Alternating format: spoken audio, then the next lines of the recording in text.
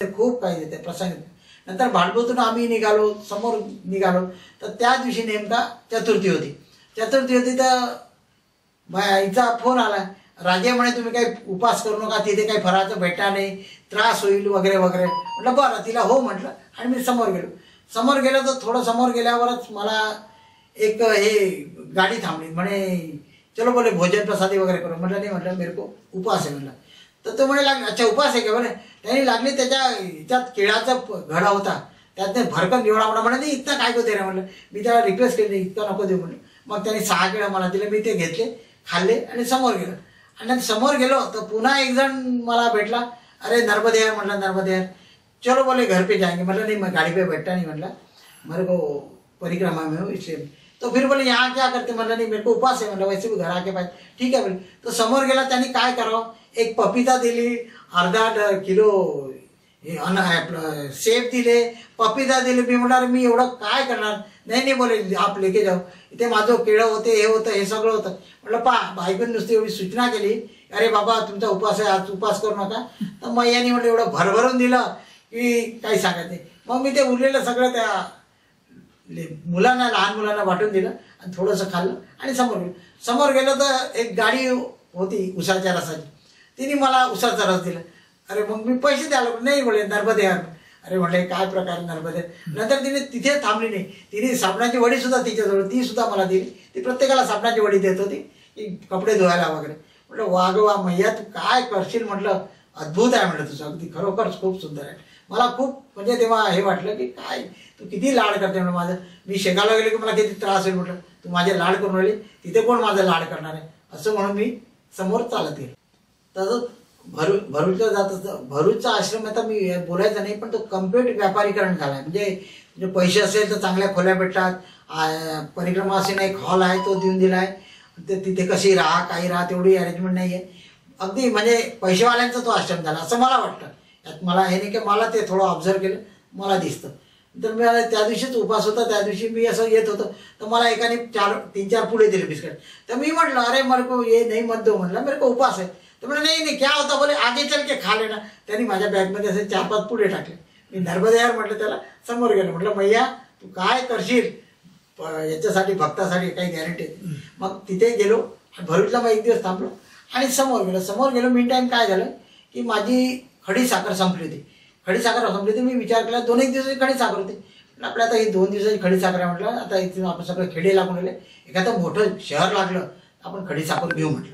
आणि म्हणून मी असं चालत गेले. सकाळी पूजा केली थोडंसं आणि थोडी खडी साखर होती. तर मी समोर जायला लागलो. तसं जात असताना एक ॲटोवाला ढर्र करून आला.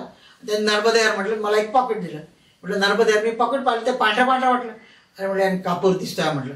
म्हणून मी असं उघडून पाहिलं त्यात होती खडी साखर.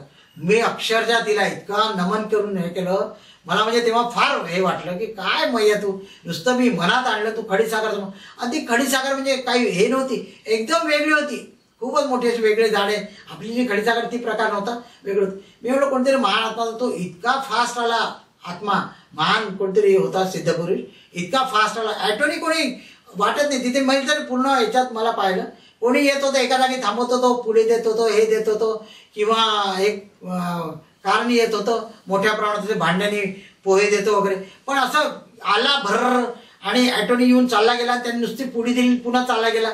मला ते म्हणजे कोणतरी मोठ्या पुण्यात्मा होता, पण त्याला काही मला नमस्कार नाही करता आला. नंतर मला सगळं कळलं, अरे आपण त्याला नमस्कार, कोणतरी महान व्यक्ती होता.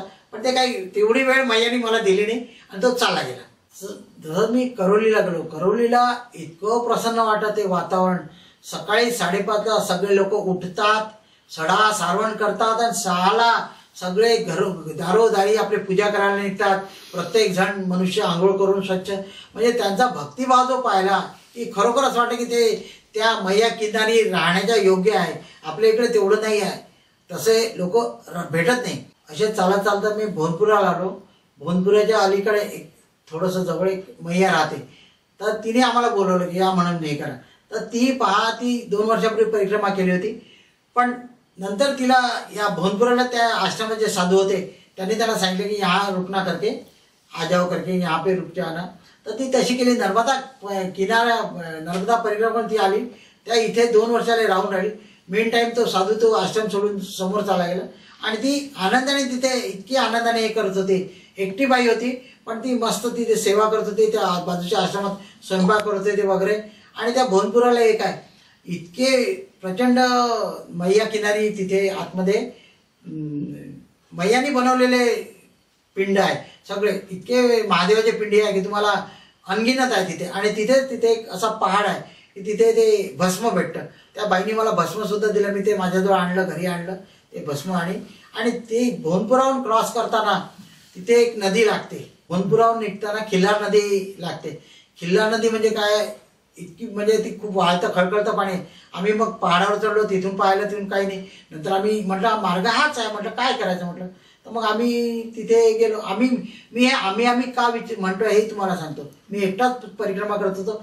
माझ्यासोबत मैया असल्यामुळं तिचा जो मान सन्मान आहे म्हणून आम्ही म्हणतो. मी आणि मैया दोघं म्हणून आम्ही हा शब्द वापरतो.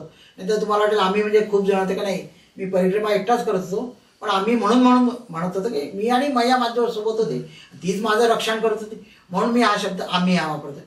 तर आम्ही असं चाललो होतो तर तिथे होतं एक स्पॉट, तिथे पाणी होतं गुडघ्यापर्यंत पण तिथे शेवाळ होतं. मला भीती वाटली. म्हटलं पण शेवाळावरून जाण्यात म्हणजे पाय घसरलो सरळ आपला कपाळ मुक्षेल म्हणून मी खूप वेळ विचार करतो. मग पुन्हा वरती आलो. मग नर्मदेहर तिथे एक आहे. तुम्हाला कुठे हे करायचं असेल तर मोठमोठे नर्मदेहर करा, बरोबर कोणतरी बाहेर येतो आणि तुम्हाला मार्ग दाखवतो. मी नर्मदेहर केलं. कुठून तरी एक मुलगा आला आणि तो मग मला म्हणाला अरे यहीं से तर जाना आहे. म्हटलं नाही तर म्हटलं इथे तर खूप शेवाळ आहे. म्हटलं पाणी काही नाही होत म्हणे, चला म्हणे तुम्ही. त्यांनी मग काय केलं की माझा हात नाही धरला. म्हणे मी तुमचा हात नाही धरत म्हणे, कारण मला माझ्या घरी बाळ झालाय म्हणे आणि वृद्धी आली आहे म्हणे, त्यामुळे मी तुम्हाला हात नाही लावत म्हणे जेणेकरून तुम्हाला विटाळ होईल. म्हटलं बापरे. मी पुन्हा त्याला सलाम केला. म्हटलं केवढीच तुझी श्रद्धा आहे म्हटलं त्या मैयावर. हो म्हणे तिच्या भरोशाचं आम्ही सगळे काही आहे म्हणे, आम्ही जे खातो आम्ही त्या मैयाच्या भरोशा करतो. मग त्यांनी मला हळूहळू मार्ग दाखवला. तो समोर मी मागे, त्यांनी मला हात नाही लावला. तो म्हणे बॅग घेऊ नाही शकत. म्हटलं नाही काय हरकत नाही, बॅग नको घेऊ. मी हळूहळू आणि मी त्यावेळेला मात्र मला प्रथम भीती वाटली की अरे बापरे हे काय करायचं, आता इथून कुठे जायचं, कसं करायचं, काय रस्ता भेटेल की नाही. म्हणजे ते आणि खळखळतं पाण्याचं आणि प्रचंड उग्र रूप होतं. तर म्हटलं आता इथून जायचं कसं. पण झालं, मैयानी मार्ग दाखवला. कोणीतरी आलं. असं तुम्ही तिथे गेले की एकच काम करा, नर्मदेहर म्हणा, तुम्हाला मार्ग बरोबर सापडतो. मैया कोणीतरी एखादा भक्त पाठवते म्हणा, काय म्हणतो त्या दूत आहे म्हणावं, किंवा कोणीतरी येतं तुम्हाला मार्ग दाखवतो. अजून एक मी तुम्हाला एक गंमत सांगतो. आपण परिक्रमात असतो तेव्हा लोक चहा देतात, बिस्किट देतात किंवा जेवायला देतात. तेव्हा तुम्ही एक तर तारीफ कर. कोणीच परिक्रमाचं मी पाहिलं, एक म्हणजे माझे अनुभव सांगतोय, कोणी करत तर मला माहिती नाही पण माझ्यासमोर मी पाहिलं कोणताही परिक्रमा असे त्यांची तारीफ करत नाही की भोजन प्रसादी अच्छी हो गई किंवा चहा दिला तर धन्यवाद म्हणत नाही, चलो अच्छा हो गया. पण मी मात्र प्रकर्षाने ते करत होतो. त्यांना थँक्स म्हणत धन्यवाद म्हणत होतो आणि त्यांचे आभार मानत होतो. आणि हे जे असं करतात मी तुम्हाला एक नम्र विनंती करतो की त्यांची तारीफ करा, भोजन प्रसादी चांगली झाली म्हणून कौतुक करा आणि त्यांना धन्यवाद द्या ना. का करत नाही तुम्ही. सरळ आपलं काम झालं की चालले सरळ बिलकुल फास्टमध्ये समोर झाले. अरे पण त्यांचं ते जे एवढी तुम्हाला सेवा देत आहे, सगळं करत आहे, त्याच्याबद्दल तुम्ही थोडी तर तारीफ करा. ते कोणीही करत नाही, कौतुक करत नाही त्यांचं काही नाही आणि सरळ समोर जातं. माझी नम्र विनंती आहे की तुम्ही त्यांना धन्यवाद द्या. ते केल्याशिवाय तुमची परिक्रमा सफल नाही होत. कारण तुम्ही ती तुमची सोय करते मैया, तर ते त्यांना धन्यवाद म्हणजे मैयाला धन्यवाद द्या, हे तुम्ही लक्षात घ्या. त्यामुळे तुम्ही धन्यवाद नाही काय तर मैयाला देऊ शकता, तर तुम्ही धन्यवाद त्यांना देत चला, अशी माझी एक नम्र विनंती. कडकोटच्या जंगलात जाताना जयंती माता मंदिर लागते. ते म्हणजे किर्र जंगल आहे. अगदी किर्र म्हणजे तिथे सूर्यप्रकाश हा फार कमी येतो आणि वेगवेगळ्या प्रकारचे हिस्त्र स्वापद आहेत. त्यामुळे प्रत्येक वेळेला सूचना भेटते की तुम्ही समूहाने जा. तर आम्ही मग तशा वेळेला मग सगळ्यांनी म्हटल्यावर मग मी 4-5 जण मिळून आम्ही झालो. तेव्हा ते आमचे जोग फॅमिली होती माझ्यासोबत. तर आम्ही मार्ग म्हणून जातो. तर आमचं लक्ष सगळं चालण्यात होतं, नामस्मरणात होतं, पण भिरभिर लक्ष होतं कुठून काही येते का, काही येते काय, थोडी भीती होती पण चालणं चालू होतं. तर जयंती माताला गेल्यावर तिथे आम्ही संध्याकाळी पोचलो. जयंती माताला गेल्यावर तिथून साधारण आतमध्ये भैरवनाथची गुफा आहे, ती पाहायला जाते. खूप सुंदर आहे, अक्षरशः निसर्गरम्य आहे आणि ती आतमध्ये खोल आहे, तर दरीत उतरावं लागतं. आणि संध्याकाळच्या आत तिथे आम्ही 5 वाजता पोहोचलो होतो. तर ते घाईघाईत आम्ही भरकत ते भैरवनाथ गुफाला गेलो. खूप सुंदर आहे. तिथे तुम्ही म्हणजे त्या गुफेत जाताना एक लोखंडी जिना लागतो. तो जिन्यावर नुसतं पाणी पडत असेल म्हणजे तुम्हाला त्या भैरवनाथ गुफाला भैरवनाथचं दर्शन करायला तर ओलं होऊनच जावं लागतं, तेव्हा तुम्ही आतमध्ये जाऊ शकता. आतमध्ये मोठी गुफा आहे आणि तिथे फुलं वगैरे वाढले म्हणजे जाणारे जातात, मग तिथे दर्शन करा आणि वरती येऊन जा. पण तो तिथे गेल्यावर जयंती माताला बरेच जण लोकांना माहीत नाही की तिथे भैरवनाथ गुफा आहे म्हणून, पण तिथे भैरवनाथ गुफा ती जरूर पहा, खूप सुंदर आहे. नंतर मग भैरवनाथ गुफेहून आम्ही जयंती माता लावलो. संध्याकाळी भोजन प्रसादी झाली, आरती वगैरे झाली आणि नंतरच सांगण्यात आलं आम्हाला की आता इथून 21 किलोमीटर मधात काहीच नाही आहे, तुम्हाला कंटिन्यू जायचं आहे, मधात आश्रम नाही आहे म्हणून. आणि त्यामुळे त्याने सूचना दिली. तसंच त्यांनी मग सकाळी आम्ही जसं उठलो तर ते म्हणे इथे हिस्त शॉपद आहे म्हणे, जंगली जनावर आहे म्हणे, तर तुम्ही सकाळी उठून 5 आणि 6ला जाऊ नका म्हणे, उजेड निघू द्या म्हणे, नंतर जा म्हणे. मग जसे आम्ही सगळ्यांनी भोजन तिथे त्यांनी आम्हाला एक काम केलं, 6 वाजता याला बालभोग म्हणून भरपूर पोहे दिले. मनसोक्त खा म्हणे, तुम्ही जेवढं लागेल तेवढं, कारण तुम्हाला 21 किलोमीटर जायचं म्हणे, आता तुम्हाला रस्त्यात काहीच नाही आहे म्हणे. तर मग आम्ही तिथे भोजन आपले बालभोग घेतला आणि सगळ्यांनी जसे 7 वाजले उजेड आला तसे भराभर निघायला लागले. तर जाता जाता किर्र जंगल होतं, तर म्हणजे आहे सुंदर निसर्गरम्य, पण साधारण आम्ही असं जात असताना माझा पाय दुखायला लागला. मी काय म्हटलं, पण काय मैया म्हटलं असं करून, कारण मधात एकदा पाय दुखला डावा, तर तो त्रास देत होता. पण मी एक ठिकाणी आश्रमात विश्राम केला आणि समोर गेलो. नंतर मग इथे माझा डावा पाय थांबून गेला, उजवा पाय दुखायला लागला. म्हटलं काय प्रॉब्लेम आहे काय. तर आम्ही येतो 2-3 ठिकाणी थांबलो. नंतर 11व्या किलोमीटरला एक महादेव मंदिर होतं आणि तिथे एक जण आम्हाला चहा आणि बिस्किट देत होता. म्हटलं बापरे, एवढ्या जंगलात सुद्धा आला म्हटलं व्यक्ती, म्हटलं धन्य आहे. पण हो बरं, रोज आते आहे बरं. मला खूप कौतुक वाटलं. मग तिथे चहा बिस्किट घेतले आणि समोर गेल्यावर पुन्हा एक हापसी होतं, तिथे थांबलो. तिथे आमच्या थोडासा चिवडा होता, तो खाल्ला आम्ही आणि समोर याला निघालो. समोर पूर्ण जंगल होतं, सगळं किल्लं जंगल होतं. पण आम्ही त्या मेन पिरियडमध्ये मला खूप थकवा आला होता भयानक. तर मग असं चालत असताना परिक्रमेत आपण पाहिलं की इथे MP वाले महाराष्ट्राला, महाराष्ट्रवाले MP ला एकमेकांना खूप राग करत असतात म्हणा, शिव्या देत असतात म्हणा, काही म्हणा. पण मी एक पाहिलं, MP वाले लोक आहेत ना, ते कशी असो त्यांची मैयावर इतकी प्रचंड श्रद्धा आहे की काय सांगू. आपण महाराष्ट्रवाले ही बॅग घेऊ की ती बॅग घेऊ, ही जड आहे का, ही हलकी आहे का, नंतर शूज कोणते घेऊ, कपडे कोणते घेऊ, चर्चा करू. ते त्या MP वाल्या परिक्रमा असेल त्यांचा काही संबंध नसतो. त्यांची सॅक सुद्धा अशी असते की तुम्हाला काय सांगू, ती 4 ठिकाणी शिवलेली असते, बांधलेली असते. कपडे त्यांच्या, चपला त्यांच्या प्लॅस्टिकच्या असतात की कोणत्या असतात, काही स्लीपर घालतात. पण ते जी चालण्याची हे आणि त्यांची श्रद्धा अक्षरशः वाखाणण्याजोगे. इव्हन ते रेग्युलर अगदी किती थंडी असो काय असो, ते आंघोळ करतीलच आणि मोठमोठ्या आवाजात परिक्रमा आपली ती नर्मदेची आरती पूजा करते सगळे. त्यांना नर्मदा अष्टक येत नाही, पण बाकी ते इतके इमाने इतबारे करतात, त्यांना संस्कृत जरा जमत नाही. आपण नर्मदा अष्टक मोठ्याने म्हणतो, पण बाकी त्यांची श्रद्धा आणि भाव हे खरोखर वाखाणण्याजोगे आहे. अक्षरशः खूपच चांगले लोक आहे, म्हणजे त्यांची श्रद्धा खूप आहे, हे लक्षात ठेवा. तुम्ही महाराष्ट्रवाले काही म्हणा, पण MP वाल्यांची श्रद्धाचे मी त्यांना नमस्कार करतो अगदी. तसंच आम्ही रस्त्याने जाताना काही वेळा आता काय झालंय, मी म्हणजे गडकित साहेबांना एक विनंती करेन की नॅशनल हायवे मोठे झाले बरोबर आहे, पण त्यातले झाडं जे आहे ते सपाटून तोडण्यात आले. त्यामुळे काय आहे, रस्त्याने आम्हाला जाताना परिक्रमा असो की खास कोणी असो, परिक्रमा असो की कोणी आधारी असो, त्यांना खूप त्रास होतो. कारण तो सिमेंटचे रस्ते खूप गरम होतात, ते चटके बसतात आणि वरतून सुद्धा हे असतो. असे कितीही किलोमीटर असे जा तरी तुम्हाला एक झाड सुद्धा भेटत नाही बसायला.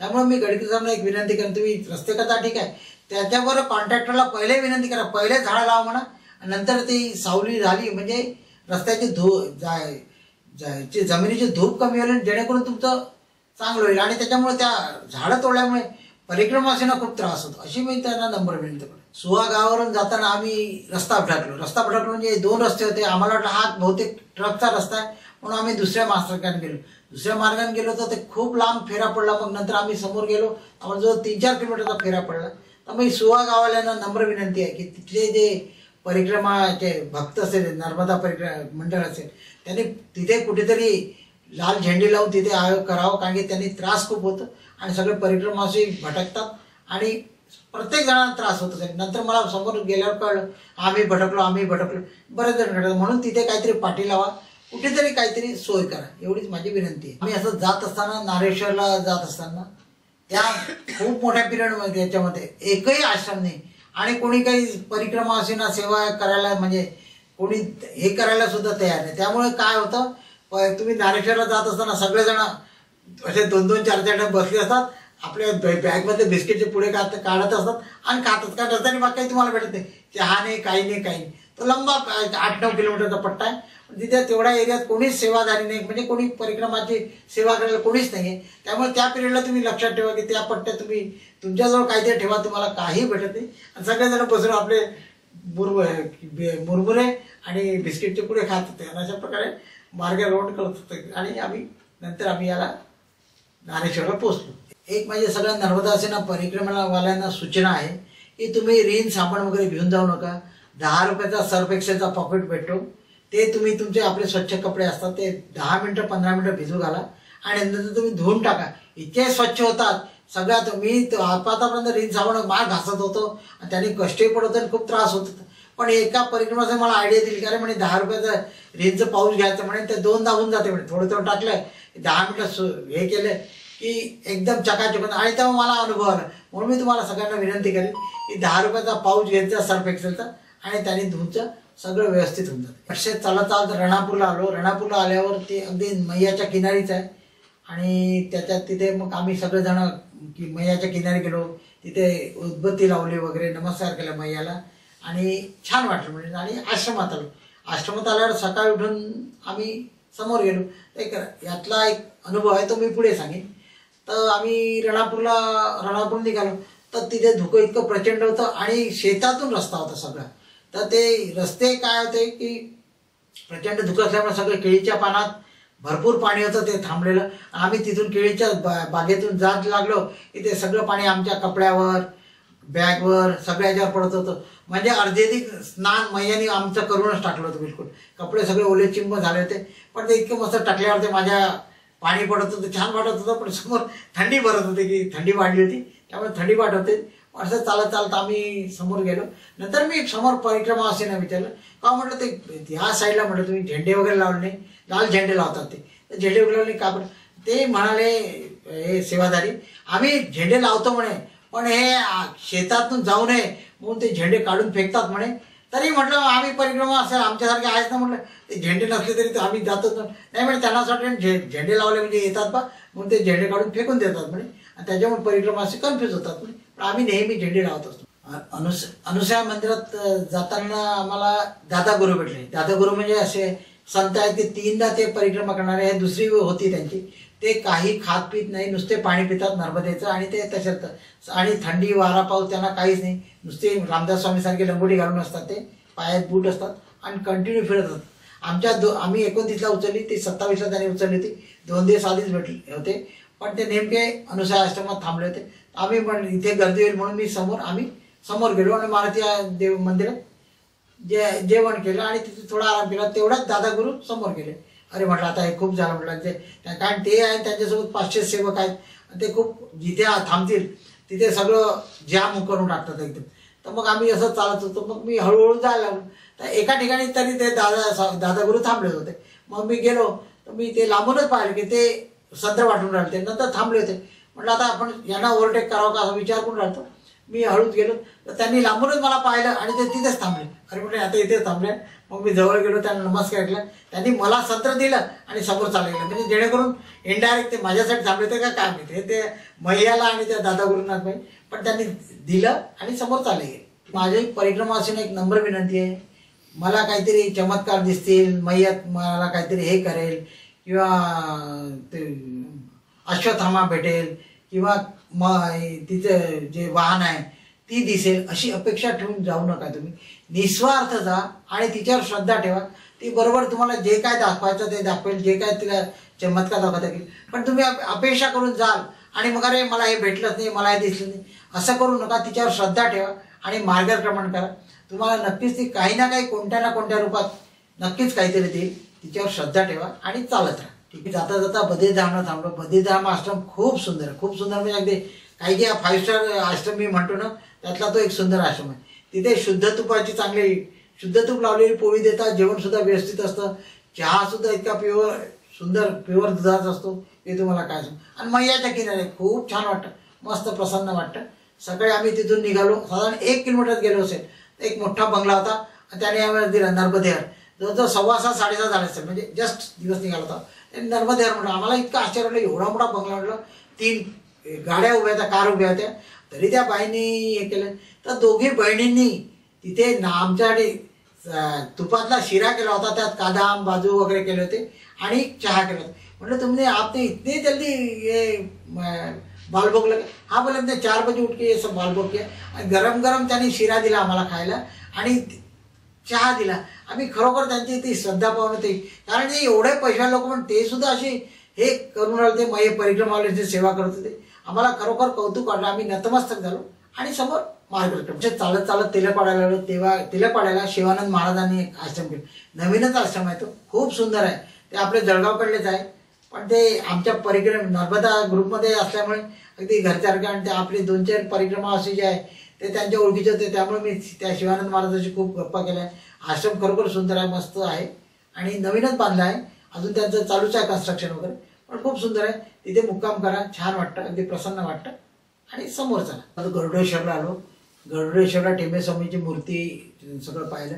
आणि तिथे टेंबेस्वामीच्या मंदिरात जी छोटीशी दत्तमूर्ती आहे, जी टेंबेस्वामीशी रोज बोलायची, तिचं सुद्धा दर्शन केलं. खूप छान वाटलं. तिथे आम्ही भोजन प्रसादी घेतली.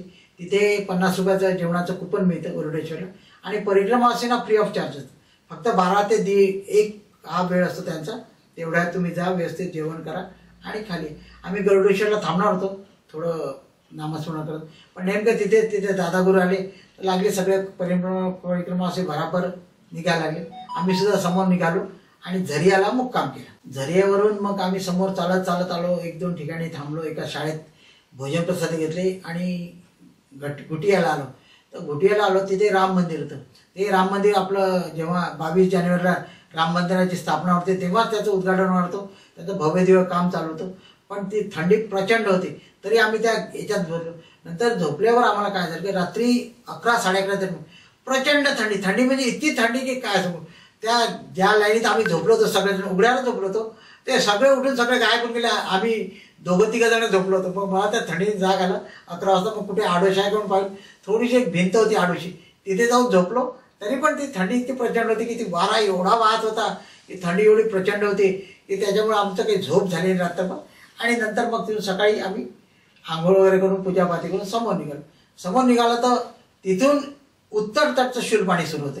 उत्तर तटाचा शूलपाणी म्हणजे तेच इतकं दक्षिण तटावरचं शूलपाणीसारखं भीतीदायक नसलं, पण चढाव उतार तेवढेच आहे. प्रचंड चढाव उतार चालत आम्ही चालवतो. त्या मेन टाईम त्या 2 तासात आम्हाला एकही आश्रम भेटला नाही. तर आम्ही चालत होतो. सकाळी एकदा चहा घेतला, पण चहा काही भेटतला नाही. तर मग तिथे समोर गेल्यावर एक सुंदर मोठं घर दिसलं. त्या मैयाने आवाज दिला, नर्मदेहर. आम्ही गेलो तर जिल्हा परिषदची मेंबर होती आणि ती परिक्रमा असंची सेवा करत होती. खूप सुंदर घर होतं, एकदम बंगला बढिया होता.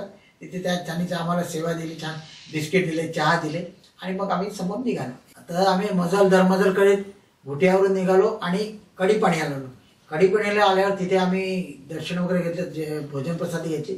नंतर इथे एक आहे, इथून शूलपाणीचा जो भाग आहे उत्तर तट, तिथे प्रचंड धरण बांधल्यामुळे ते पाणी आलं आहे.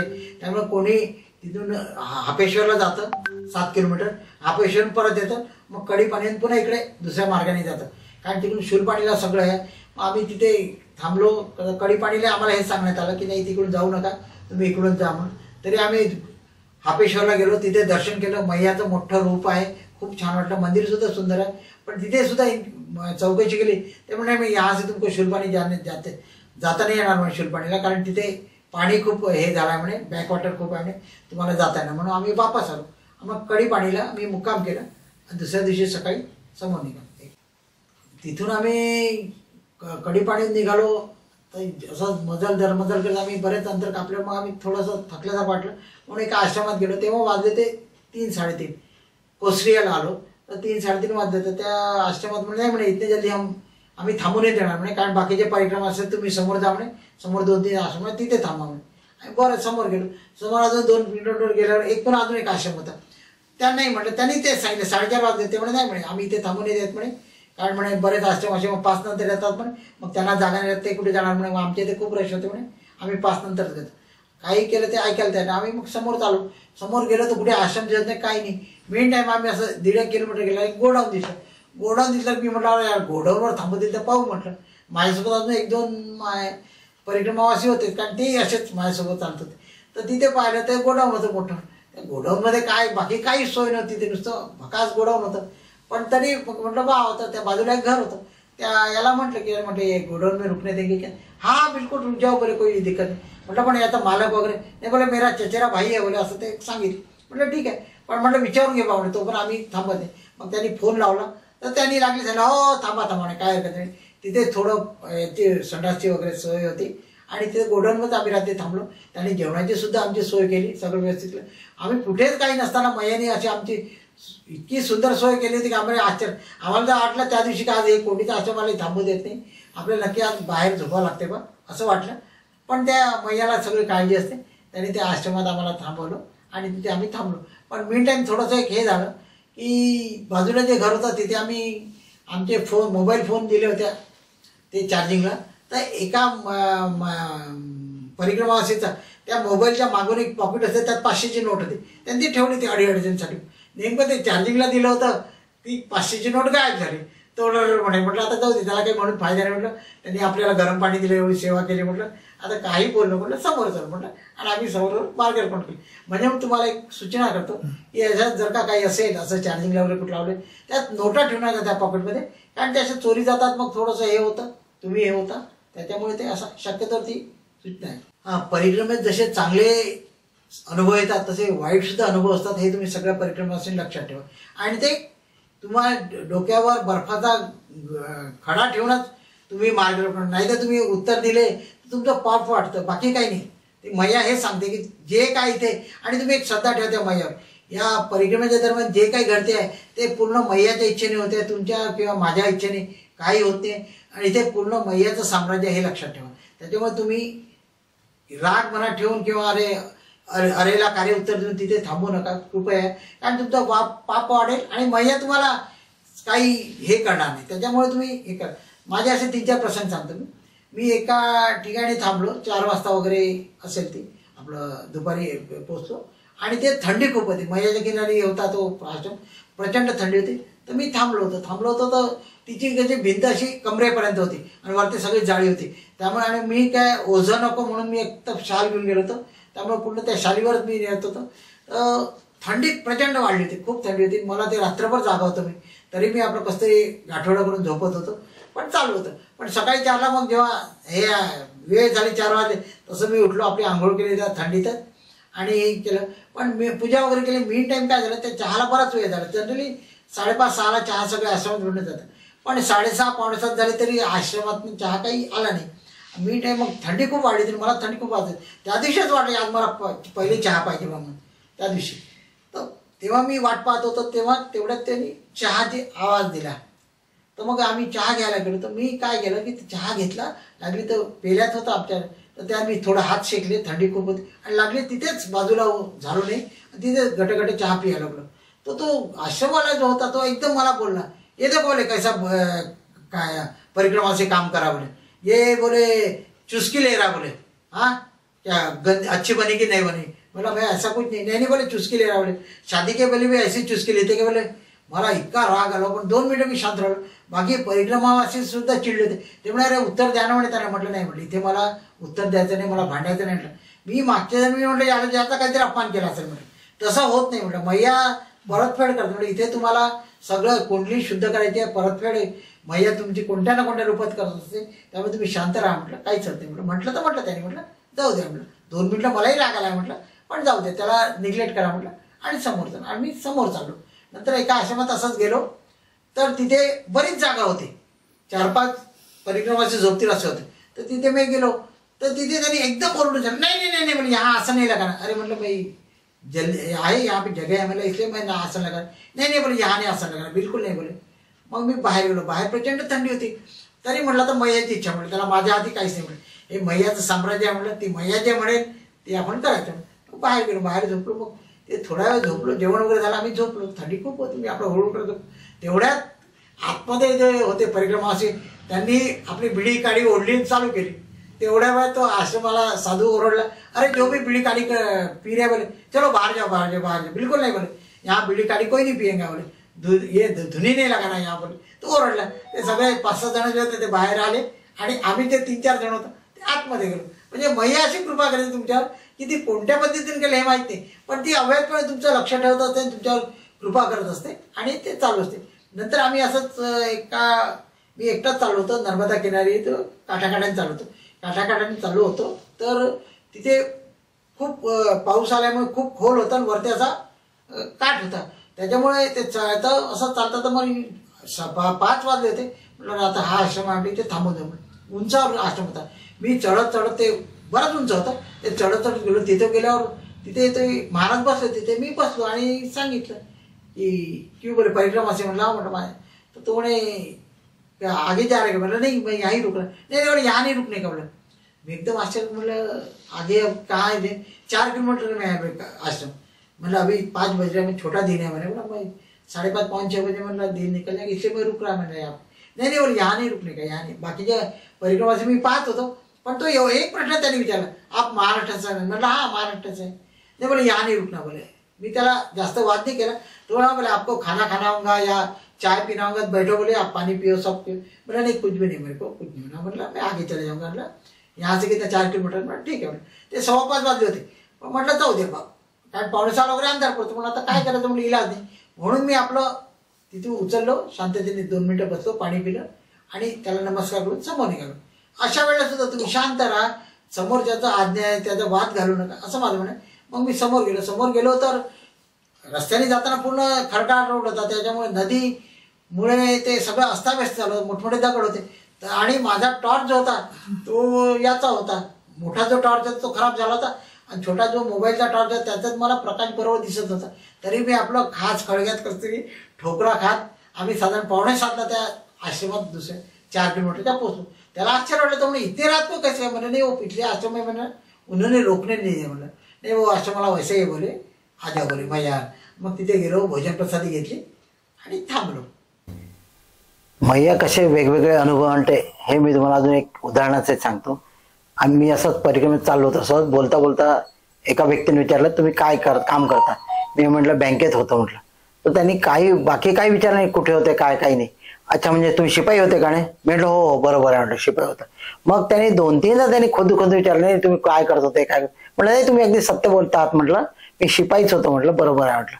म्हणजे मैया काय तुम्हाला करून घेईल, तिच्या मनात काय आहे किंवा कोणतं पूर्वसंचित मागचं काय जे असेल ते ती तिथे सगळं परतफेड करते आणि तुमची कुंडली शुद्ध करते. त्यामुळे तुम्ही जेही काय असे प्रसंग आले, तुमचे डिस्टर्ब झाले, कोणी काही बोललं, तुम्ही स्वतः हे विचलित होऊ नका आणि तिच्यावर श्रद्धा ठेवा आणि समोर चालत राहा, असं मला म्हणायचं.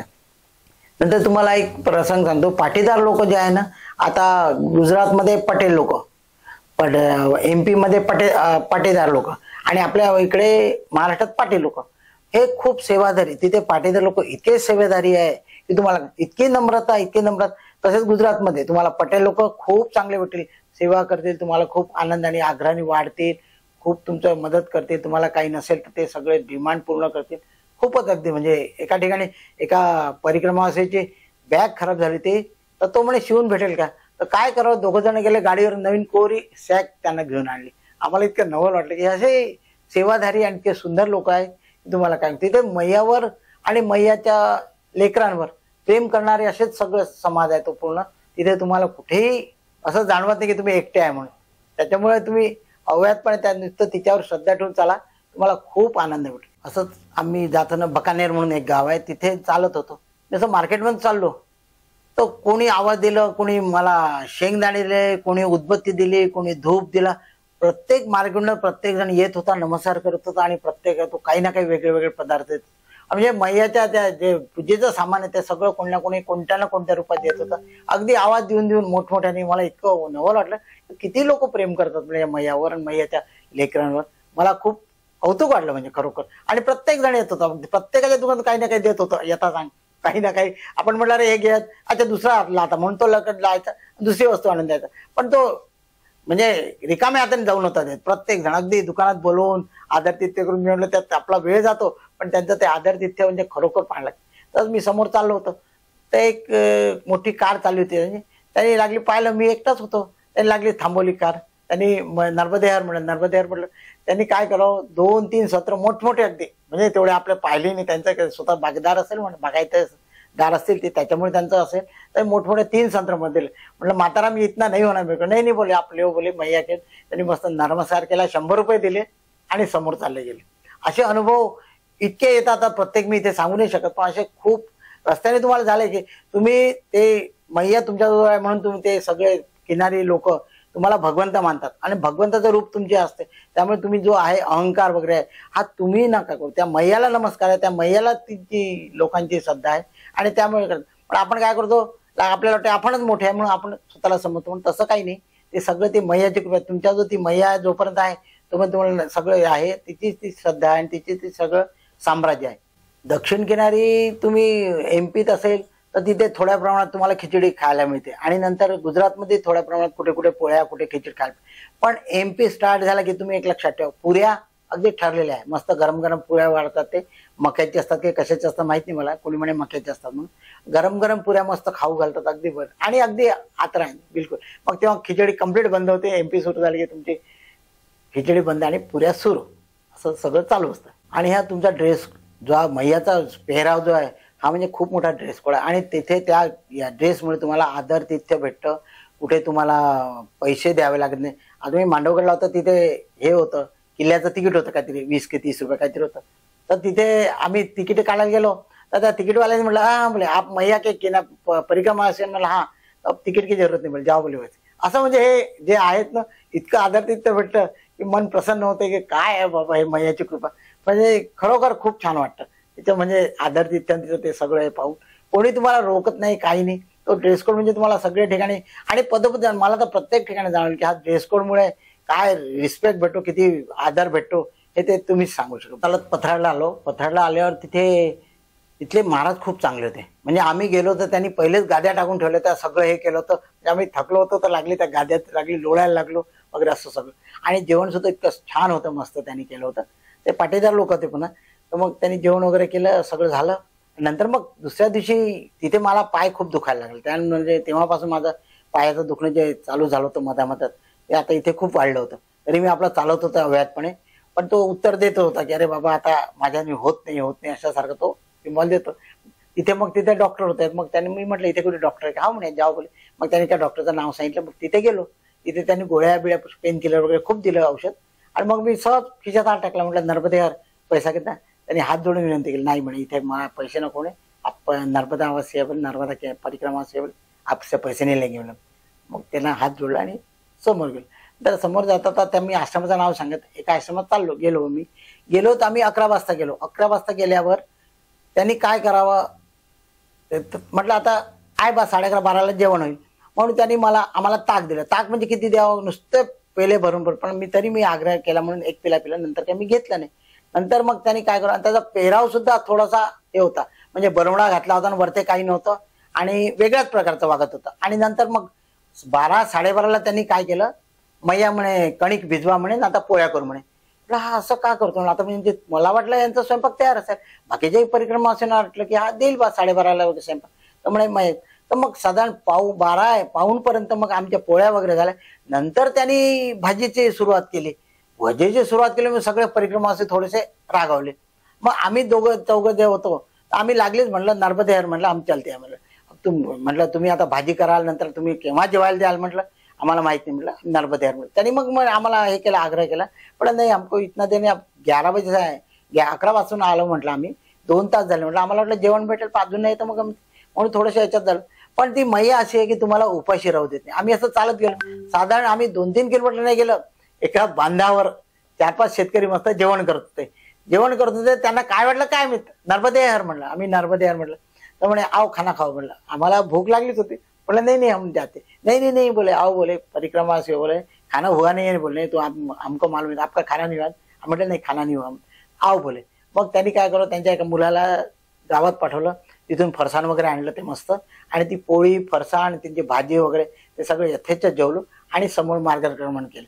म्हणजे त्याच्यावर हे आहे की मैया तुम्हाला उपाशी ठेवत नाही. तुम्ही जरी आता तिथे राग आला म्हणजे ते प्रसंग तसा घडलाय, नाही तर आम्ही रागवलं कधीच नाही, पण ते प्रसंग झाला आणि सगळे परिक्रमा असे चिडले होते म्हणजे अरे काय प्रकार आहे म्हणे हा असं. आणि त्याचा चालरीचा पोशाख वगैरे बरोबर होता म्हणून आम्हाला थोडासा राग आला. म्हणून आम्ही नाही तर आम्ही मैयाला म्हणजे हे करणारे नाहीच, पण तेव्हा आम्हाला पाठ दाखवायला गेलं जेवणाला आणि समोर झालं गेलं. तर समोर मैयानी योग्य होतं म्हणून आम्हाला जेवण दिलं, नाही तर जेवण दिलं नसतं त्यांनी. तसंच आम्ही चालत चालत जात होतो. एका भूक लागली होती आम्हाला, 12 वाजले होते, पण समोरचं गाव आहे काहीतरी 3-4 किलोमीटर होतं.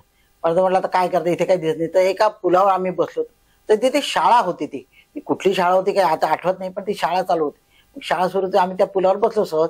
आणि मग बसल्या बसल्या तर तिथे आतमध्ये कोणी पाहिलं काय माहित, आणि त्याच्या मागे शाळेच्या मागे मोठा आश्रम होता. कोणी महाराजांनी पाहिला की त्यांनी मग एक मुलगा पाठवला आणि ते म्हणे आव बोले नर्मदे बोले आप अंदर आओ बोले. आम्ही गेलो तिथे. आश्रम इतका सुंदर होता, मस्त सगळे देवांचे फोटो वगैरे खूप छान प्रसन्न वाटत होतं. आणि त्यांनी मग आम्हाला जेवायला थांबवलं. मतलब आपको कैसे का नहीं, हमने बोले ऊपर से देखा, बोले की आप बैठे हैं इसलिए हमने आपको खाना खाने बोले. म्हणजे मैया कुठे कसं जेवण देईल हे सगळं तीच ठरवत होते. इतकं सुंदर जेवण होतं ते तुम्हाला की आम्ही अगदी तृप्त झालो आणि समोर मार्गक्रमण केलं. आम्ही बडगावहून निघालो. तिथे त्या दिवशी एकादशी होती. तर एकादशी असल्यामुळे आम्हाला फराळी पाहत होतो. आम्ही फराळी असं शोधत होतो, पण तिथे कोणतंच एक दुकान उघडं नव्हतं. नेमकं एका माणसाने, आम्ही ते चर्चा करतो ते ऐकलं. त्याने म्हणे नर्मदे हर बोले मैया आप रुको बोले 2 मिनिट परिक्रमा से आप. म्हणलं हो. तो गेला भरकन एका दुकानात गेला. त्यांनी अर्धा किलोचे 2 पकोडे आणले आणि आम्हाला दिले आणि मी आप चले जा म्हणलं. आम्हाला इतकं नवल वाटलं की म्हटलं. आणि तेव्हापासून ते साधारण 18-19 जानेवारी होती. राममय वातावरण होतं सगळीकडे, अक्षरशः पताका वगैरे. तर बडवालाच एका ठिकाणी एका जणांनी थांबवलं परिक्रमा असे म्हणून. त्यांनी चहा वगैरे पाजला आणि त्यांनी आम्हाला एक मोठा झेंडा दिला. लेके जाओ बोले ये राममय बोले. तो झेंडा घेऊन मी बराच परिक्रमात चालत होतो. चालता नंतर समोर, आणि तिथे आम्हाला पडवायला सूचना मिळाली होती आता इथून घनदाट जंगल आहे म्हणे, त्यामुळे तुम्ही सीतावन म्हणून, त्यामुळे तुम्ही सावधपणे जा म्हणे आणि थोडं यांनी जा म्हणे, ग्रुपनी जा म्हणे. आम्ही तो विचार केला. तर आम्ही 3-4 होतो. आम्ही चालत होतो. चालता आम्हाला एक आश्रम भेटला. त्या आश्रमात त्यांनी बोलावलं आणि म्हणे खाना खावा. तर म्हटलं अभि आज उपवास आहे, म्हणलं हमको खाना नाही खाना. मग त्यांनी काय करा, केळं संत्र वगैरे असं 2-3 आयटम आम्हाला फलाहार दिला आणि पपिता दिली आणि आम्हाला यथेच्छ जेवण झालं भेटलं. म्हणजे मैया ती सगळ्यांची काळजी करतात. तिथे कुठे आश्रमात, आश्रम काही खूप मोठा नव्हता, पण तिथे त्यांनी ते म्हणजे फळं एवढे 3-4 होते. ते मैयानी काय कोणत्या रूपात देईल हे काहीच सांगता येत नाही. आणि आम्ही समोर मार्गक्रमण केलं. 22 तारीख होती राम जन्मभूमीची. त्या दिवशी आम्हाला नेमकं काय झालं, तरण्याला आलो. तर तिथला सरपंच जो आहे थोडा काँग्रेसवाला होता वाटेमध्ये. कारण त्यांनी टीव्ही, आम्हाला असं वाटलं की 12 वाजता तरण्याला पोहोचला, म्हणजे आता रामाचा जन्म, आपल्या रामाची स्थापना जी आहे म्हटलं ती आपण पाहू म्हटलं. म्हणून आम्ही तिथे गावात थोडं विचारपूस केली काय इथे का. तर तो जो होता सरपंच तिथला, तो थोडा काँग्रेसवाला होता की काय मी आय डोंट नो, पण तो त्याच्याबद्दल काही खूप चांगला बोलला नाही. मग आम्ही म्हटलं ठीक आहे. म्हटलं मग नंतर 12ची वेळ झाली होती. त्यामुळे म्हटलं इथे आश्रम आहे का. ते म्हणे आश्रम नाही म्हणे, पण मी सदाव्रत देतो म्हणे. आम्ही ते म्हटलं ठीक आहे बा. मग सदाव्रत घेतलं. आम्ही 4 जण होतो. इथेच मस्त पोळ्या केल्या, छान हे केलं, पिठलं केलं आणि मस्त जेवलो आणि समोर गेलो. तो पिंपरीला आलो. पिंपरीला आल्यावर मला काहीतरी वाटत होतं, अरे आज राम जन्म स्थापना आहे म्हटलं, राम आला म्हटलं, आपण आता काहीच हे नाही म्हटलं होतं. तर पिंपरीला गेल्यावर काय व्हावं, तर तिथे आश्रमात त्या महाराजांनी हे केले, अरे परिक्रमासी कोई दियाला, त्यांनी पुन्हा आश्रमात दिवे लावायचे होते संध्याकाळी. म्हणून तो म्हणे परिक्रमासी आप आ जाओ कोई. तर कोणी उठलं नाही, सगळे थकले होते. पण मी आपल्या आनंदाने उठलो, म्हणजे चलो बिलकुल. मग माझ्यावर 4-5 परिक्रमा असेल. आम्ही तिथे जवळजवळ 200-250 दिवे लावले आणि ते शुद्ध तुपात होते, पूर्ण शुद्ध तूप होतं. म्हणजे एवढे मोठे 2-2 किलोचे पिपे आणले त्यांनी, ते मस्त काढत होता, खूप मोठे टाकत होता. म्हणजे तिथे अगदी यथेच्छ बिलकुल. तर ते सगळे दिवे लावले, सगळ्या आश्रमात लावले. म्हटलं रामरायाला म्हटलं धन्यवाद बाबा, तू माझ्याकडून ही एक सेवा करून घेतली, त्याबद्दल खूप खूप आभार. म्हटलं पहा म्हटलं आपल्या मनात जे होतं ते घडलं. म्हटलं चालत होतो मी तर माझा पाय खूप दुखत होता, सध्या पाय दुखायला लागलाच होता. आणि काही ठिकाणी काही याच्यापर्यंत भिंतीपर्यंत थोडीच भिंत आहे, बाकी वरती जाळी, असे आश्रम काही आहेत. तर तिथे माझं एक शालच होती, त्यामुळे थंडी खूप वाजत होती, त्यामुळे तो पाय खूप त्रास देतो मला, हे खूप दुखत होतं. तरी मी आपलं चालत होतो. पण आणि असं चालता आम्ही नेमावर आलो. नेमावर म्हणजे नाभिस्थान, सिद्धेश्वर महाराज, तिथे शंकरांचं मंदिर आहे सिद्धेश्वर महाराज, तिथे मी दर्शन घेतलं. नाभिस्थान आहे म्हटलं, चला मस्त.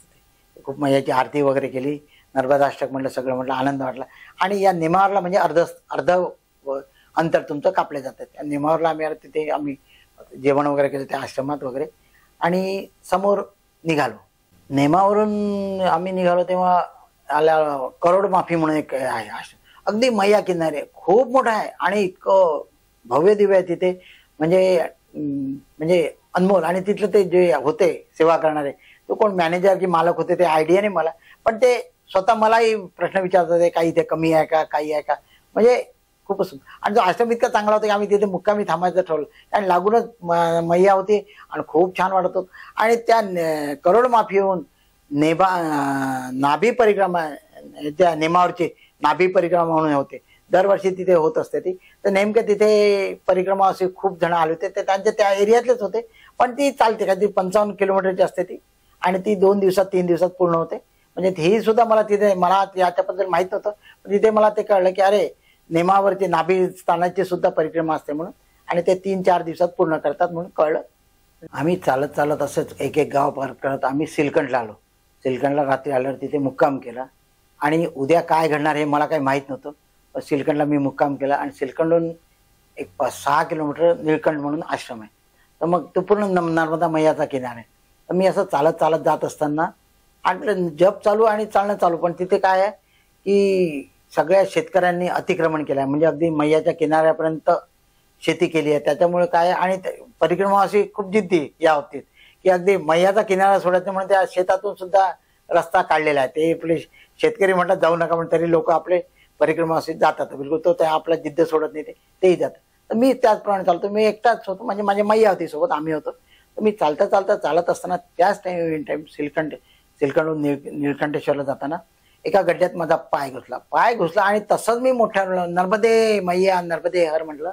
मैया हे काय ग म्हटलं, आणि मी खूप ओरडत कळ, तो पाय माझा पूर्ण गड्ड्यात गेला. आणि त्या ज्या स्पीडने तो गड्ड्यात गेलो त्या स्पीडने मी भरभर चालत होतो. त्या गड्ड्यातून मी बाहेर काढण्याचा प्रयत्न केला. तिथे एकदम मला कळून उठली, आणि मग तिथेच ते बॅग आणि ते टाकून मी तिथेच अर्धा पाऊण तास नुसता बसलो होतो. त्या जंगलात होतो, सगळीकडे हे होतं, शेत होतं, त्या तिथे मी बसलो होतो. पण अर्धा पाऊण तास गेल्यावर म्हटलं तर इथून हलायचं कसं काय म्हटलं. मी आपला नर्मदेवर म्हणत होतो, म्हटलं मैया तुझं जे काय असेल ते कर म्हटलं आता, पण मी ते बसलोय म्हटलं. नंतर अर्ध्या पाऊण तासाने एक परिक्रमा असेल, परिक्रमा असायला तो सुद्धा म्हाताराच होता.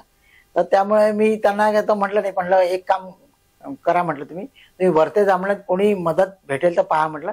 त्याला सांगितलं की परिक्रमा हा बसलाय म्हटलं, कारण ही बॅग उचलून मी जाऊ शकत नाही म्हटलं, त्यामुळे तुम्ही इथे बसा म्हटलं.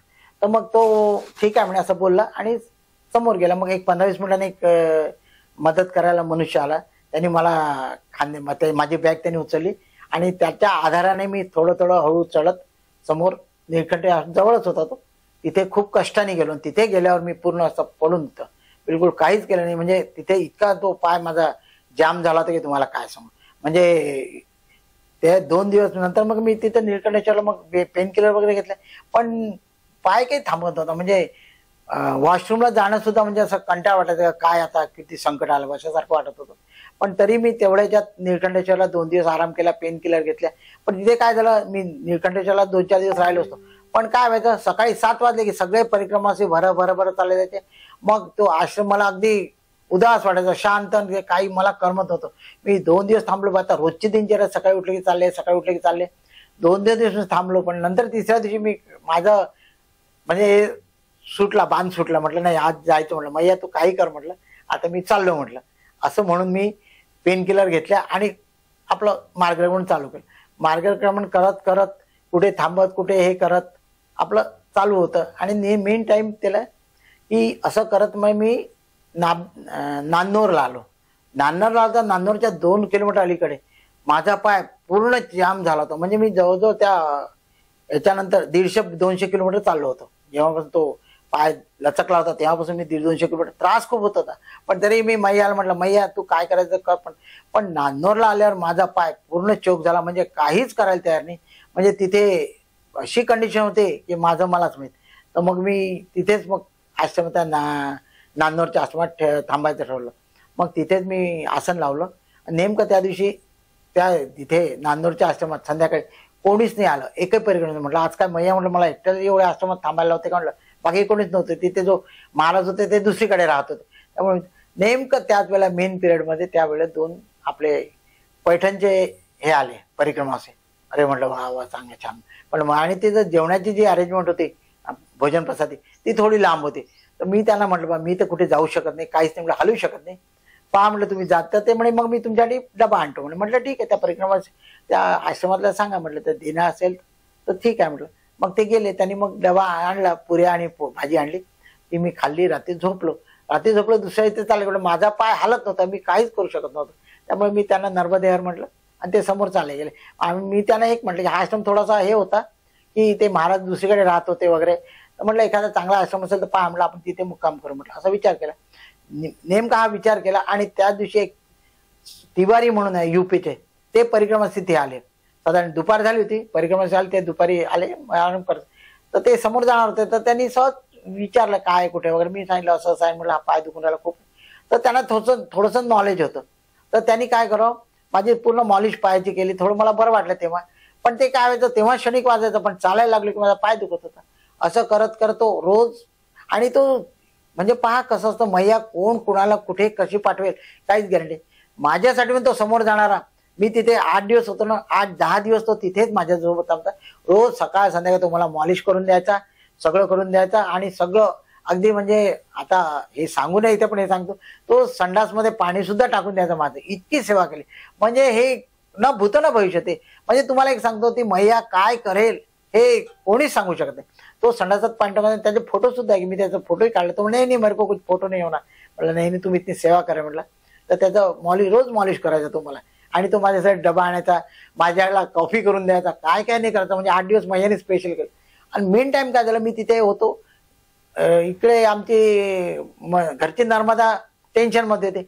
8 दिवस झाले तुम्ही इथे आहे, काय झालं हे कसं, मला किती टेन्शन होऊन राहिलं. एक तर तुम्ही चालले या, नाही तर मग तिथे थांबा, नाही तर डॉक्टरला. मेन टाइम 8 दिवसात मी चालू होतो माझं. तर मग आता एक एक जण सांगत होतं की अरे नस लागली, म्हणून एका नस जो मॉलिश करतो नस चढवते, तर नसवाल्याकडे गेलो. तर नस त्यांनी थोडीशी मॉलिश केली, पण त्यांनी काही फायदा नाही झाला. नंतर मग सांगितलं एक्सरे काढा. मग एक्सरे वाला एक जवळच होतं, तिथे गेलो, एक्सरे काढला, तरी त्याचा काही फायदा होत नव्हता. एक्सरे मध्ये काही दिसलं नाही. म्हणजे तुमचं फ्रॅक्चर नाही. म्हटलं मग हे काय झालं, म्हटलं काहीच कळत नाही. पण पाय रोज बिलकुल चालू देत नव्हता. म्हणजे जेमतेम अगदी 2 दिवस तर मी आंघोळ सुद्धा नाही केली, इतका त्रास देत होता. त्याच्यामुळे त्याचं हे खूप रोज परिक्रमा असे येत होते, सगळे विचारत काय झालं. ते रोज सकाळी चालायचे, मी एकटा आपला, आणि तो तिवारी जो मॉलिश करणं, तो माझ्यासाठी होता म्हणून खूप आधार होता. म्हणजे मैयाने खूप मोठा आधारच पाठवला होता माझ्यासाठी. तर आम्ही दोघं थांबायचो. तो मला चहा वगैरे करून द्यायचा, सगळं करायचा, गरम गरम हे करायचा. तो सेवा माझी खूप करत होता. तर आम्ही ते थांबलो होतो 8 दिवसात. तर मग ते एक्सरे सुद्धा काही दिसलं नाही. मग मला कोणीतरी सांगितलं की तुम्ही याला जा आणि तिथे MRI काढा. जबलपूर तिथं 80-90 किलोमीटर होतं. तर म्हटलं मग जर का जबलपूरला जायचं आहे, आणि जर का जबलपूर जायचं मग गाडीत बसावं लागेल, तर मग काय फायदा. म्हणजे जर का आपण परिक्रमा करत आहे, तर मग एकदा गाडीत बसलं काय आणि 2दा गाडीत बसलं, मग काय अर्थ आहे म्हटलं. मग मी विचार केला, म्हटलं इथे जाऊन MRI काढणं, कारण कळून नाही राहिलं. इकडे घरच्या नर्मदेचं टेन्शन वाढलेलं सगळं याच्यात. मग मी शेवटी निर्णय घेतला. मैयाला म्हटलं बाई ग, मी आता इथे नर्मदेहर म्हटलं, आणि मी आता इथून म्हणजे उरलेली परिक्रमा गाडीने करतो. मी आज निर्णय माझा मी हे केला, चेंज केला. तर बाकीचे परिक्रमा म्हणे नाही तुम्ही समोर जा, असं करा, गाडीने करा. कोणी म्हणे गाडीने जात जा, मग समोर थांबत जा, 2 दिवस आश्रमात पहा. म्हटलं नाही बा, मला जायचं आहे, पायी परिक्रमा करेन, नाही तर मी ते गाडीने किंवा थांबत असं करायचं नाही म्हटलं मला. कारण तिच्याशी फोटो करून काय करायचं म्हटलं. नुसतं दिसायला म्हणून 4 महिने इथे थांबायचं म्हटलं आणि सांगायचं मी परिक्रमा केली. हा मला माझ्या मनाला पटला नाही. मी म्हटलं हा माझा निर्णय योग्य नाही म्हटलं, मला पटत नाही. मी सरळ मग बायकोला फोन केला. म्हटलं चल बाई, तुझं टेन्शन कमी करतो ना, तू गाडी घेऊन ये म्हटलं, आपण उरलेली परिक्रमा म्हटलं आपण गाडीने करू. तिला एकदम आनंद झाला. ती म्हणे झालं. तर लागली, तिने दुसऱ्या दिवशीच गाडी आणली. आम्ही तिथे थांबलो नांदूरहून आम्ही ती दुपारी 1ला आली. मग तिथून आम्ही गाडीत बसलो आणि जबलपूरला आलो. तर जबलपूरला आल्यावर आम्हाला एक म्हणजे पुन्हा एक, तर तिने गाडी तुम्ही आली, तर ती गाडी आली, तर तिने 2-3 ड्रेस आणले होते. 2-3 ड्रेस आणले. तर ती म्हणे अरे हे आता झालं म्हणे तुमची परिक्रमा, तर तुम्ही ड्रेस घाला म्हणे. म्हटलं नाही म्हटलं, मी मैयाच्या किनारी आहे म्हटलं, माझा ड्रेस कोड हाच राहील म्हटलं, कारण तिच्या सानिध्यात आहे म्हटलं, तिच्या सानिध्यात जोपर्यंत आहे म्हटलं तो पण मी काही कपडे बदलणार नाही म्हटलं, हाच माझा ड्रेस कोड राहील म्हणे. ती काही बोलली नाही, तिला पटलं नाही, पण ती काही बोलली नाही. जाऊ दे, यांची श्रद्धा आहे, जाऊ दे. आम्ही गाडीत बसलो आणि समोर जबलपूरला गेल्यावर साध्या संध्याकाळच्या वेळेला म्हटलं आपण जर का आश्रमात राहिलो तर काही हरकत नाही म्हटलं, पण आपल्यासोबत बायको आहे म्हटलं, पोरगा आहे म्हटलं, त्यांना आश्रमात ठेवणं बरोबर नाही आणि त्यांनाही त्रास नको. आपण आपलं हे करतोय म्हटलं आपण हॉटेलमध्ये थांबू, एखादा लॉज वगैरे पाहू म्हटलं आणि तिथे थांबू, कारण उगीच कशाला म्हटलं आपल्या बायकोला हे करायचं. म्हणून मी एका ठिकाणी थांबलो आणि जबलपूरला आलो. एका दुकानात विचारलं, अरे नर्मदेहर म्हटलं यहाँ कुछ आसपास म्हटलं हॉटेल आहे का. त्याने माझ्या खालून वरपर्यंत पाहिलं. त्यांनी माझा ड्रेस कोड पाहिला. तो म्हणे तुम्ही तर परिक्रमेत आहे म्हणे. म्हटलं हो. म्हटलं मग जवळच आश्रम आहे, तुम्ही का नाही जात म्हणे, तुम्ही का. मग त्याला पुन्हा विचारलं, माझा असा पाय मुरगळला म्हटलं आणि मला त्याच्यामुळे याला जायचं आहे म्हटलं, समोर जायचं आहे म्हटलं, गाडी केली आहे म्हटलं आणि समोर जायचं आहे म्हटलं, परिक्रमा पूर्ण करायची आहे म्हटलं. तो असं आहे का म्हणे. बरं बरं पण थांब म्हणे. मग त्याने काय म्हणा, चलो बरं आपण घर पे चाय पियेंगे. मी म्हटलं नको, चहा नको म्हटलं. नाही नाही म्हणे चला म्हणे चहा तर पिया म्हणे, नर्मदा तुम्ही परिक्रमा असेल आमच्या घरी चला म्हणे चहा पिऊ. मग आम्ही सगळेजण त्यांच्या घरी चहा पियाला गेलो. चहा पियाला गेलो, चहा वगैरे पाजला त्यांनी. नंतर म्हटलं अरे कहा या हॉटेल वगैरे देखो. नाही रुको बोले. मग तो आतमध्ये गेला, काय त्यांच्या मिसेसशी डिस्कस केला. तो बाहेर आला आणि तो म्हणे नहीं अब कहीं नहीं जाने का, बोले यहीं पे रुकने का. अरे बोले ऐसा क्यों करे, बोले नर्मदा यार. मतलब नहीं नहीं बोले तुम परिक्रमा से बोले यहीं रुको. बोले अरे मतलब हम 3 जन है और हमारा ड्राइवर, सबके लिए गरम गरम खाना खाएंगे. लागली त्याची मिसेस बाहेर आली. नहीं नहीं बोले यहीं रुको. बोले आप लसन का परिक्रमा है तो लसन कांदा कोई खाएंगे. नहीं मला नहीं, मला मैं ये बढ़िया करती बोले, तुम्हारे लिए खाना बनाती बोले. मग तिने वरण भात भाजी पोळी व्यवस्थित गरम गरम जेवायला दिलं आणि नंतर म्हणे तुम्हाला वरते झोपायला. तर वरते झोपायला झालं. 6 पलंगाचा बेडरूम होता मोठा आणि तो श्रीमंत, खूप श्रीमंत मनुष्य होता. म्हणजे त्याच्याकडे बँकेचं हे वगैरे होतं, प्रेमाचं त्याचं मोठं दुकान होतं. 6 बेडरूमचं ते मोठं होतं. तिथे आम्हाला झोपायला दिले. नंतर रात्री त्यांनी गरम हवेची पिशवी दिली, पाय शेकायला दिला. इतकं त्याने आदर तिथे केलं की तुम्हाला काय सांगू. मग मी काय म्हटलं की विचार केला की त्याला म्हटलं आता आपण चाललोय, म्हटलं आपण हॉटेलमध्ये जाणार होतो. म्हटलं कुछ तुम्ही पैसे लो म्हणला. कितने देते बोले तुम. तो मला म्हणायला लागला. तर म्हटलं नाही मेरे यथाशक्ती देता म्हणलं, उतने लो म्हटलं. मग मी काय केलं, माझे 5 पैसे 4 नोटा काढल्या, 2000 म्हटलं आप ले म्हणे. अरे बापरे तुमने बहुत कम दिए बोले. मला नाही और लिहून बोले. नाही नाही बरं रुको बोले. मग त्यांनी गेला, ते नोटा देवाजवळ ठेवल्या, पुन्हा वापस आणल्या. वापस आणल्यावर त्यांनी मला वापस दिल्या. अरे म्हणे ये क्यों कर रहे. नहीं बोले बस वो हमारे हमारे भगवान को दिखा दिया बोले, वो बोल रहा बोले वापिस लेके जाओ, ये परिक्रमा असे यांचे पैसे मत लो. म्हणून त्यांनी मला वापस केले. मला खूप थोडं आलं, तरी मी त्यांना पुन्हा 500 रुपये दिले, तरी त्यांनी नाही घेतले. मग काय करावं. मग मी शेवटले 100 रुपये त्यांना म्हटलं, कमीत कमी हे 100 रुपये द्या, मला चांगलं नाही वाटत, तर ह्या प्रसाद म्हणून घ्या म्हटलं परिक्रमेचा. बरं वो चलेंगे बोले. मग त्यांनी आनंदाने घेतला. नंतर सकाळी पुन्हा त्यांनी व्यवस्थित बालभोग वगैरे खाऊ घातला आणि आम्ही समोर निघालो. आम्ही जात होतो त्याच दिवशी मैयाचा हे होता जन्म तिथे. ज्या दिवशी आम्ही जबलपूर सोडलं त्याच दिवशी नर्मदाचा जन्मोत्सव होता. त्यामुळे ते सगळीकडे नर्मदा मैयाचा काठारी सगळा खूप छान होतं. आणि मग त्याच नर्मदोत्सवाच्या दिवशी आम्ही नेमकं अमरकंटकला गेलो. त्या दिवशी तिथे असावं असं म्हणतात, तर त्यामुळे आम्ही तिथेच पोहोचलो होतो गाडीने. नंतर आम्ही संध्याकाळी तिथे दर्शन घेतलं आणि सगळं हे केलं आणि तिथे एका हॉटेलमध्ये थांबलो. म्हणजे तिथे मी आश्रमात थांबलो नाही, मिसेस होती म्हणून मी हॉटेलमध्ये थांबलो. आणि नंतर मग दुसऱ्या दिवशी सकाळी उठून तिथून आम्ही, मुलगा पाहत होता की साधारण तिथून अमरकंटकहून हे अंतर ओंकारेश्वरला परिक्रमा संकल्प सोडायचा पास. तर मग तिथून 800 किलोमीटर होतं. पण ते पाहिलं तर आम्हाला मधात याला नर्मदापुरमला थांबता आलं असतं. पण नर्मदापुरमला थांबण्यापेक्षा मग मुलांनी दुसरा एक आयडिया काढली. म्हणे आपण मामाच्या गावी नागपूरला जाऊ म्हणे, म्हणजे तिथे तुम्हाला पायही दाखवता येईल म्हणे, डॉक्टरची ट्रीटमेंट होईल म्हणे आणि तुमचं सगळं होईल. मग दुसरा विचार केला, मग चालेल म्हटलं. मग आम्ही अमरकंटकला मैया बगीच्यात मैया की बगी आम्ही गेलो. तिथं हे केलं, नर्मदा मैया ओलांडली आणि तिथे नमस्कार केला. मैया म्हटलं सगळं सुखरूप होऊ दे म्हटलं. आणि मग तिथून आम्ही नागपूरला आलो. नागपूरला आल्यावर संध्याकाळी साधारण 6-6:30 आलो. संध्याकाळी 6:30 आल्यावर लागलीच मग डॉक्टरकडे गेलो. डॉक्टरने ते पाहिलं सगळं माझं हे ते म्हणे अरे नाही काहीच नाही झालं म्हणे, लिगामेंट हे झालंय म्हणे, दुखावले आहे म्हणे आणि त्याला एकच पर्याय आहे म्हणे, फक्त आराम आराम आणि आराम. मी म्हटलं रे बापरे ऐका. हो म्हणे याला बाकी दुसरा की 2 महिने लागू शकतात, 3 महिने लागू शकतात, मी गॅरंटी नाही घेत म्हणे. पण काहीच नाही म्हणे. त्यांनी पाहिल्यावर लागली सांगितलं नाही हे लिगामेंट आहे म्हणे, याचं काहीच करू शकत नाही म्हणे, लिगामेंट दुखावले आहे म्हणे, त्याच्यामुळे तुम्हाला याच्यावर पर्याय हाच आहे म्हणे, तुम्हाला आराम करावा लागेल. म्हटलं मग मी आता परिक्रमेत वगैरे नाही म्हणे ते शक्यच नाही म्हणे, तुम्ही बरं झालं म्हणे ते थांबवली म्हणे, नाही तुमचं एकदा डॅमेज झालं असतं तर मग ते खूप घातक झालं असतं नाही त्यांना. आणि त्यांनी त्यावेळी सांगितलं तुम्ही जे निळकंठला थांबले असते अजून 15-20 दिवस तर चांगलं झालं असतं म्हणे, त्यानंतर ते 150-200 किलोमीटर चालले म्हणे ते तुमचं चुकलं आहे म्हणे, त्याच्यामुळे ते अजून ते लिगामेंटला हे झालं म्हणे, दुखापत झाली म्हणे, त्यामुळे तुम्ही योग्य निर्णय घेतला म्हणे. पण आता तुम्ही इथून कुठेच जाऊ नका, सरळ याला जा म्हणे, घरी जा म्हणे. त्याला माहित होतं की याला परिक्रमेत आहे म्हणून. नंतर मग मी नागपूरवरून ओंकारेश्वरला आलो.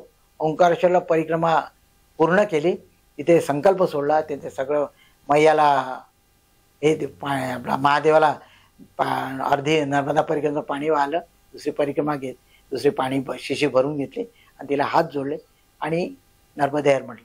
आता तुम्हाला एक प्रसंग सांगायचा राहिला त्यात. काय झालं होतं, आम्ही रामपुरावरून येत होतो. रामपुरावरून येत होतो, जेवण झालं होतं आणि आम्ही चालत होतो. नेमकं माझ्यासोबत 1-2 परिक्रमा असे होते. आम्ही चालवतो. एका गाडी थांबली आणि तिथून साधू उतरला त्या गाडीतून आणि त्याने आम्हाला मोठमोठे 3 तिळाचे लाडू दिले. 3 तिळाचे लाडू दिल्यावर आम्हाला समजलं नाही. म्हटलं काय येतं, म्हणजे नाही तिल्लिका लाडू आहे. म्हटलं काळा तीळ होते. त्याने आम्हाला दिले तिघांना, पण ते 3च होते. आम्हाला तिघांना दिले, नंतर त्याचे संपले. नंतर मग येणाऱ्या परिक्रमाची गाडी तिथेच थांबते. येणाऱ्या परिक्रमाला तो 10 रुपये 20 रुपये असे देत होता. आम्ही समोर चालू गेल्यावर एक परिक्रमा एक मला म्हणाला, अरे म्हणे मला साली भूक लागली आणि बरोबर जेवण नाही झाले म्हणे, मी म्हणे एक लाडू खातो. त्याने असं लाडू फोडला, त्यातून 10 रुपयाचा कॉईन्स निघाला. त्याला खूप आश्चर्य वाटला, मलाही खूप आश्चर्य वाटलं, दुसऱ्यालाही खूप आश्चर्य. मग दुसरा परिक्रमा असेल तो म्हणे नाही रे म्हणे, तू फोडला म्हणे, मी फोडतो, मलाही भूक लागली. मग त्याने लाडू फोडला, त्यातून 10चा कॉईन्स निघाला. लोकांना खूप आश्चर्य वाटलं, अरे बापरे, हे तर खूप झालं. नंतर मग मी म्हटलं दोघांनी खाल्लं, म्हटलं आता मी माझंही पाहतो म्हणलं, म्हणून मी माझा लाडू फोडला, त्यातून 5 ग्रॅमचा चांदीचा कॉईन्स निघाला.